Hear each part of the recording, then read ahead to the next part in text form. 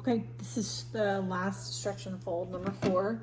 So I'll show you to do that, and then also show you how to put it on this for the bulk fermentation. So last stretch and fold. Still looks like it rises just a little bit every time, but nothing major. Not like a yeast bread rise, but just a little smoother looking at every stage. So this is after 3 stretch and folds, so this is the last one.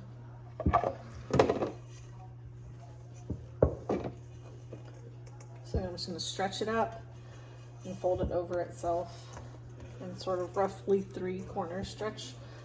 Fold it over, stretch best you can, fold it over.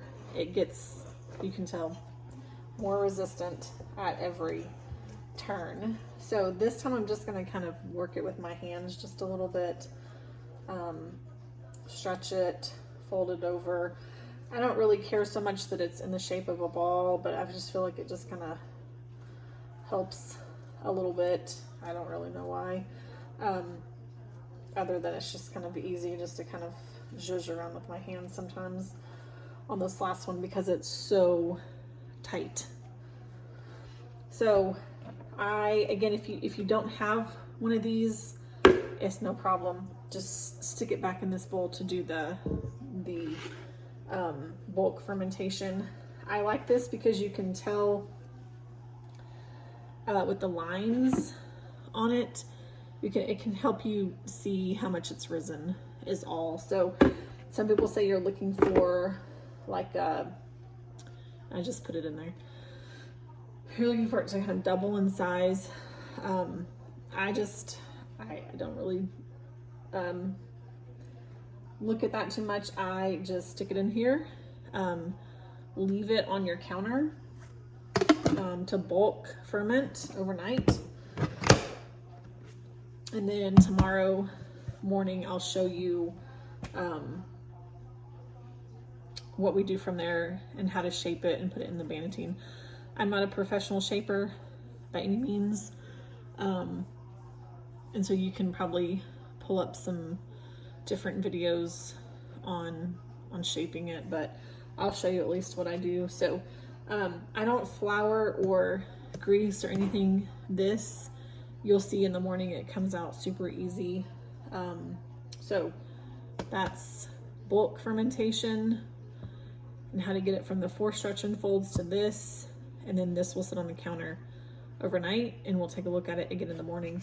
I also forgot to mention that and I'm not showing my face because it's real ugly without makeup, but I had said on one of the other ones that I had put the little heating pad on my dough or on the starter to kind of help it along, and it certainly does help it along. But then I kept the heating pad on it for a couple of hours and then I just turned it off. So overnight, last night, there was no heating pad on it. So I don't want you to think I left the heating pad on it all night, because I didn't. I left it on there for a couple hours just to get it warm, and then I shut it off. So it wasn't sitting there overnight. So again, this will just sit on the counter and ferment overnight. This bowl, it's not super dirty. I mean, you can tell that there's still left in here. So this is just like the starter bowl or the weck jars or the other starter jars. When you mix all that up, you're gonna want to make sure that you put really, really hot water in this, like scalding hot water, and it's gonna have to sit for a while to help the little crusties come off of here. I generally have to let it sit overnight for all the crusty stuff to lift off. I don't know why, but the sourdough gets super hard when it's left out, like in the little bits that are left in the bowl. So we will see you in the morning for how to do just shape it, stick it in the Bannatyne process.